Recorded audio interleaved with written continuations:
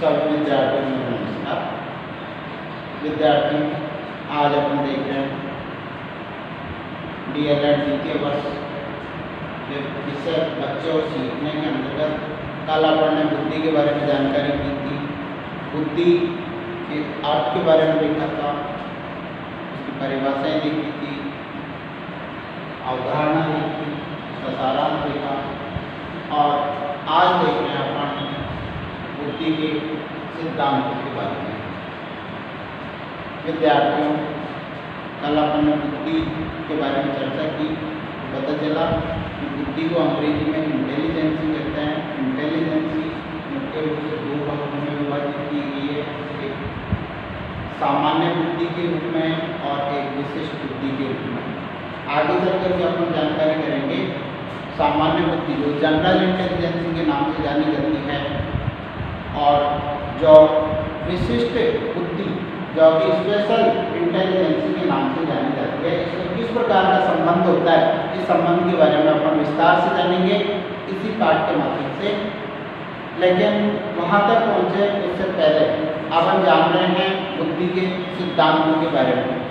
विद्यार्थियों, यदि बुद्धि के सिद्धांतों की बात करें तो बुद्धि के सिद्धांत मुख्य रूप से 5 भागों में बांटे गए हैं। 5 प्रकार के सिद्धांत निर्धारित किए गए हैं जो कि विभिन्न मनोवैज्ञानिक हुए हैं। सभी मनोवैज्ञानिकों ने अपने अपने हिसाब से बुद्धि के सिद्धांतों का प्रतिपादन किया, अपने अपने प्रयोगों में अपने अपने अध्ययनों के द्वारा उस बुद्धि के सिद्धांतों को निर्धारित करने का निश्चय किया और आगे चलकर के परिणाम ये निकला कि बुद्धि के सामान्य रूप से 5 सिद्धांत निर्धारित किए गए।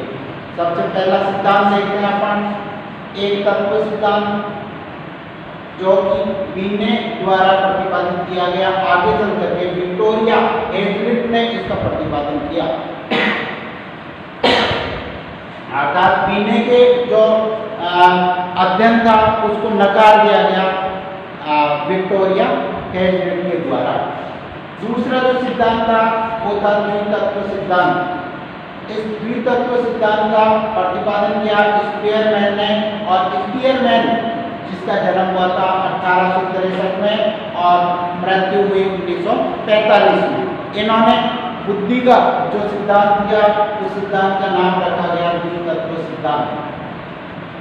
आगे तीसरा जो सिद्धांत है वो है समूहतत्व सिद्धांत। इस समूहतत्व सिद्धांत का प्रतिपादन किया गया टॉमसन ने और टॉमसन का जन्म हुआ 1881 में और मृत्यु हुई 1955 में। इस टॉमसन ने जो अपना बुद्धि का सिद्धांत दिया उसको प्रतिच्छेद सिद्धांत के नाम से जाना गया। अर्थात इन्होंने अलग अलग खंडों में विभाजित किया। अगला जो सिद्धांत आया वो बहुतत्व सिद्धांत के नाम से जाना गया। इस बहुतत्व सिद्धांत का प्रतिपादन डॉक्टर H.L. थर्स्टन ने किया और इस थर्स्टन ने जो सामान्य बुद्धि है, सामान्य जो योग्यता है, इसको कई भागों में बांटा। आगे चलकर के इसी सिद्धांत को जो थर्स्टन का सिद्धांत था इसको नकार दिया गया और केले ने इसका प्रतिपादन किया। केले ने अपने जो सिद्धांत में 7 जो खंड किए गए थे थर्स्टन द्वारा उसको 5 खंडों में बांटा गया। और अगला जो सिद्धांत आया 5वां वो था खंडहीन सिद्धांत जो कि थॉर्नडाइक के द्वारा प्रतिपादन किया गया। जो थॉर्नडाइक थे वो मस्तिष्क में आने वाली जो स्वतंत्र बातें थी उनको प्रतिपादित किया और इस प्रकार से खंडहीन अर्थात मस्तिष्क के जो विचार थे, जो भावनाएं थी, उनको अलग अलग खंडों में न विभाजित करके एक ही स्थान पर इनको समायोजित किया गया। इस कारण से इसे खंडहीन सिद्धांत के नाम से जाना गया।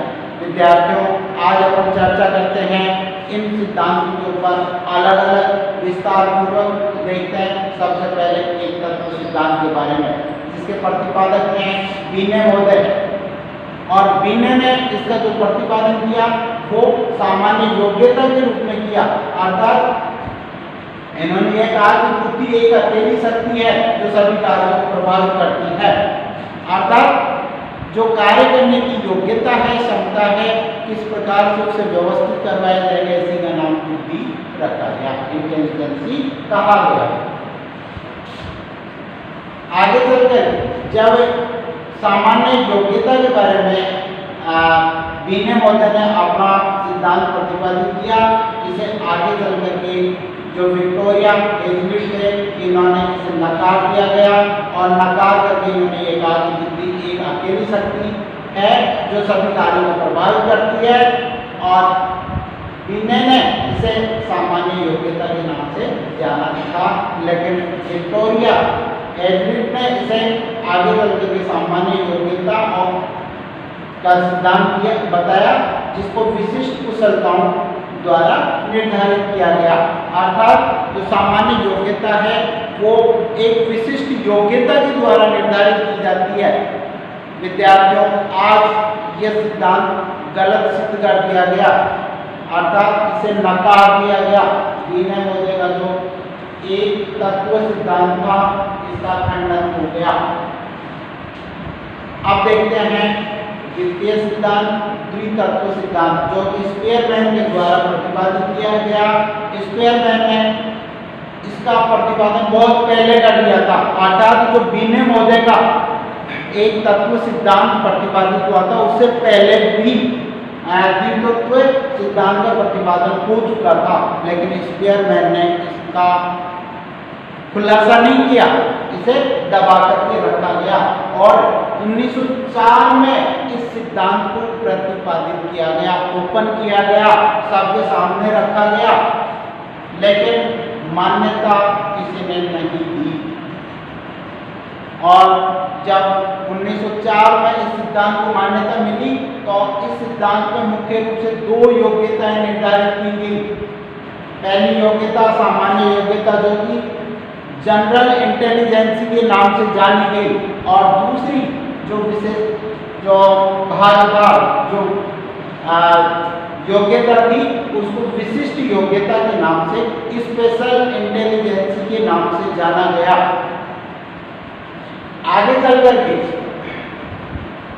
स्पेयरमैन महोदय ने इसको एक डायग्राम के रूप में प्रतिपादित किया। इन्होंने जी और एस के रूप में प्रतिपादन किया।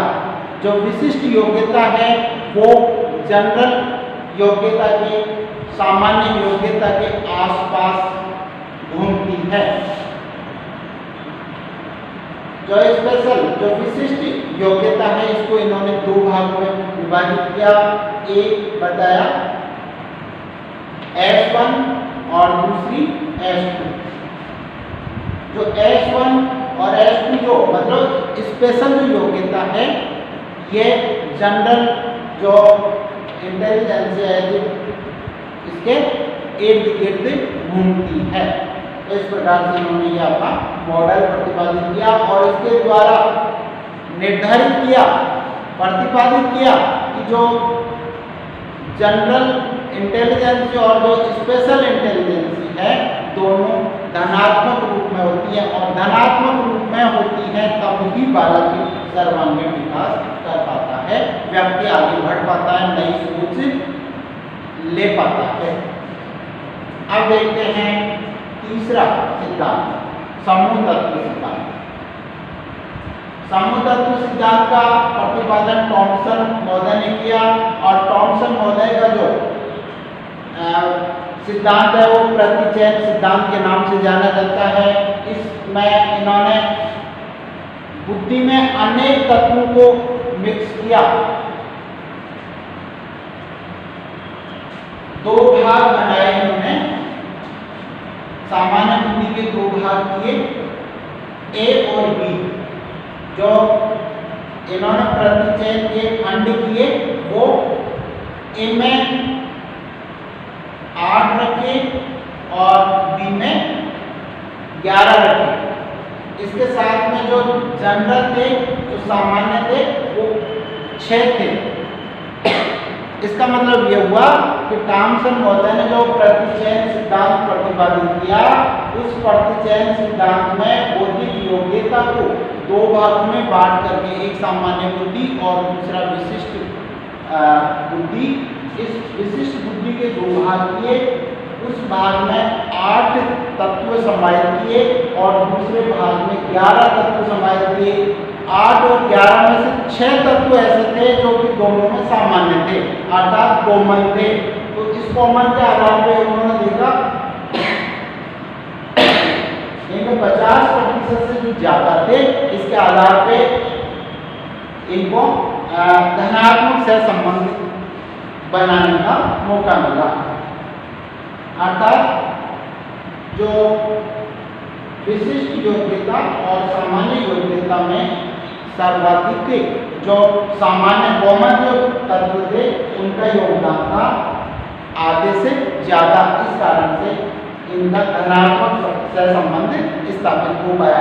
आगे चल करके इसमें की बात को नकार दिया गया और यह कहा गया कि जो धनात्मक सहसंबंध है वो 8 और 11 के आधार पर नहीं बल्कि 6 के आधार पर निर्धारित किए गए हैं।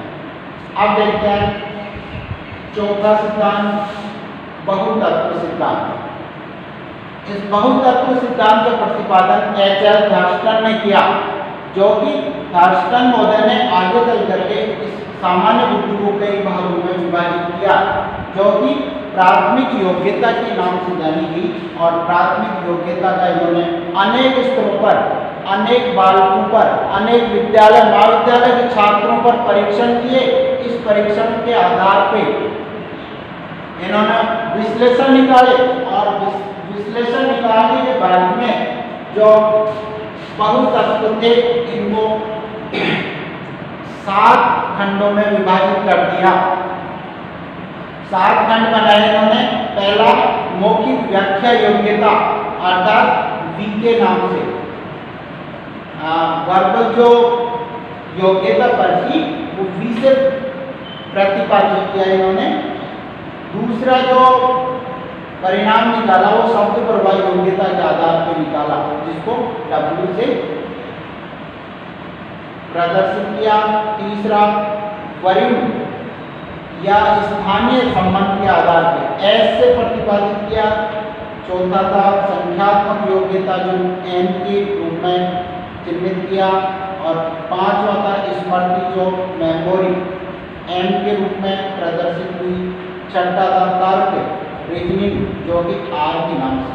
और 7वां प्रत्यक्षित योग्यता जो P के नाम से संबोधित की गई। तो जो थर्स्टन महोदय थे इन्होंने 7 खंडों में इसका प्रतिपादन किया, 7 विभाग बनाए। लेकिन आगे चल करके बहुतत्व सिद्धांत को प्रतिपादित करने के लिए, संबोधित करने के लिए, सिद्ध करने के लिए एक और मनोवैज्ञानिक सामने आए और उनका नाम था केले महोदय। केले महोदय ने थर्स्टन महोदय के सिद्धांत को नकार दिया और नकार करके जो 7 खंड किए गए थे 7 खंड को 5 खंडों में विभाजित कर दिया। और 5 खंड इस प्रकार से बनाए उन्होंने। पहला विस्तार कौशल, दूसरा स्मृति, तीसरा वरीय योग्यता और चौथा संख्यात्मक योग्यता, 5वां प्रत्यक्षित योग्यता। जो इन्होंने अपना सिद्धांत दिया उस सिद्धांत में मुख्य रूप से 2 प्रकार की योग्यताएं रखी गई, एक V के नाम से और एक S के नाम से। V को इन्होंने शब्दावली के रूप में प्रतिपादित किया और S को बहुखंड सिद्धांत में स्थानीय नाम से संबोधित किया। अर्थात इन्होंने V के 4 भाग किए, V1, V2, V3, V4। ये जो V है जो शाब्दिक योग्यता है उस योग्यता के इर्द गिर्द घूमते रहते हैं। और जो दूसरा था वो स्थानीय योग्यता S के नाम से जानी गई। S के भी 4 भाग किए, S1, S2, S3, S4। अर्थात ये भी एक दूसरे को संतुलित बनाते हुए, एक दूसरे को धनात्मक सहसंबंध स्थापित करते हुए मस्तिष्क में विचरण करते हैं। तो इस प्रकार से आपने देखा के केले महोदय ने इसको वी जो कि शाब्दिक योग्यता के नाम से जाना गया, एस जो कि स्थानीय योग्यता के नाम से संबोधित किया गया, इसके द्वारा अपने सिद्धांत का प्रतिपादन किया। विद्यार्थियों आप देखते हैं पांचवा जो सिद्धांत है वो खंडहीन सिद्धांत है, जिसके प्रतिपादक थार्नडाइक हैं। थार्नडाइक ने मस्तिष्क में अनेक स्वतंत्रताओं के बारे में बताया। थार्नडाइक ने बुद्धि के बारे में प्रतिपादित किया कि मस्तिष्क में अनेक स्वतंत्रताएं हैं जो कि अनेक विभागों में विभाजित हैं। इसका मतलब ये हुआ कि मस्तिष्क में अनेक ऐसे स्वतंत्र विभाग हैं जिसमें मानव की सोच विकसित होती रहती है, आगे पीछे चलती रहती है, इन विभागों में हस्तांतरित होती रहती है। आगे चल करके इन्होंने बताया कि मस्तिष्क के जो अनेक स्वतंत्र विभाग हैं वो एक दूसरे से जुड़े हुए हैं और एक दूसरे को विपरीत और अनुकूलित दोनों परिस्थितियों में सहयोग प्रदान करते हैं। अर्थात खंडों में विभाजित नहीं है मस्तिष्क से, बुद्धि अलग अलग भागों में नहीं बटी हुई है, एक ही स्थान पर बटी हुई है। जैसे बच्चे का जन्म होता है तो जन्म होते ही वह एक मांस के पिंड के रूप में होता है, आगे चलकर के उसमें अलग अलग क्रियाएं विकसित होती हैं। हाथ अलग काम करना शुरू करते हैं, पैर अलग काम करते हैं, मस्तिष्क अलग करता है, कान अलग काम करते हैं, आंखें अलग करती हैं, मुंह अलग काम करता है, जीवा अलग काम करती है, त्वचा अलग काम करती है। तो ठीक इसी प्रकार से जो एक शरीर के ही अनेक भाग हैं और सब के सब मिलकर के एक दूसरे का सहयोग करते हैं, जिससे कि मानव आगे बढ़ता है, विकास करता है, गति करता है। ठीक इसी प्रकार जो बुद्धि है वो भी एक जगह समाहित है, न कि टुकड़ों में विभाजित है। तो इस प्रकार से अपन कह सकते हैं कि मस्तिष्क का गुण स्नायु तंतुओं की मात्रा पर निर्भर रहता है। अर्थात जो मस्तिष्क है उसके जो गुण हैं वो स्नायु मतलब उसके जो कंट्रोल रूम है उसके ऊपर जो उसके विचार आते हैं, जो जहाँ से उसकी सोच विकसित होती है वहाँ से निर्भर करते हैं। मस्तिष्क में स्नायु तंतुओं के अच्छे संबंध होते हैं। अर्थात जो मस्तिष्क है इसके साथ में जो तंत्रिका तंत्र है उसमें सकारात्मक संबंध होता है, धनात्मक सहसंबंध स्थापित होता है। तो इस प्रकार से अपन ने देखा कि जब मस्तिष्क और स्नायु तंतुओं के मध्य अच्छे संबंध होते हैं तो ये बुद्धि के ऊपर निर्भर करता है कि उसकी बुद्धि विकसित होगी या अविकसित होगी, बालक तीव्र बुद्धि होगा, मंद बुद्धि होगा या मध्यम बुद्धि का होगा।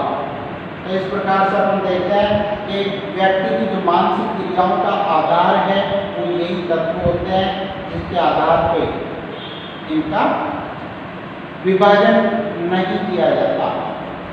आगे चल करके इस सिद्धांत में कुछ कमियां पाई गई और उन कमियों के आधार पर अपन कह सकते हैं कि बालक जब अलग अलग खंडों में अपनी बुद्धि को विभाजित नहीं करता बल्कि एक ही जगह समाहित किए रहता है तो वह एक विषय में इंटेलिजेंट हो सकता है, लेकिन दूसरे विषय में कहा नहीं जा सकता।